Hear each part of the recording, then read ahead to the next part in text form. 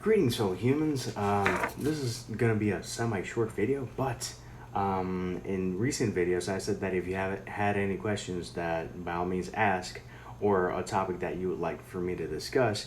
And my lovely friend Amanda the Haven, who's also the author of The Color Red, and she told me, she reminded me that once we had a conversation about writing styles in terms of writing sequentially or writing out of sequence.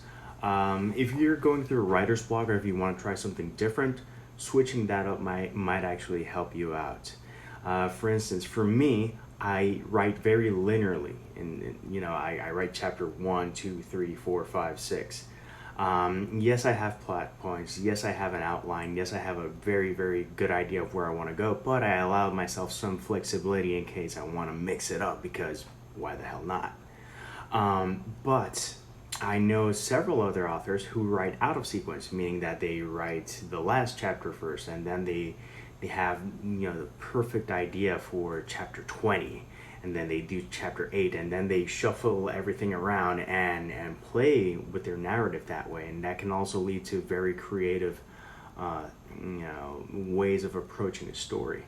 In terms of me, I like to write sequentially because I want to surprise myself, and if I come up with an idea, I want it to feel as organic as possible. But that's me.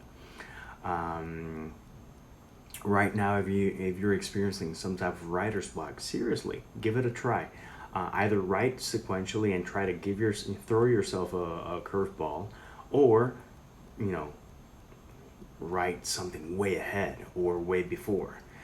Another thing that I've actually talked about a bit is that although I write sequentially, some chapters, even in the first draft, I think they rock and they're pretty close to where I want them, and other chapters, not so much. And I would call that the SAT method.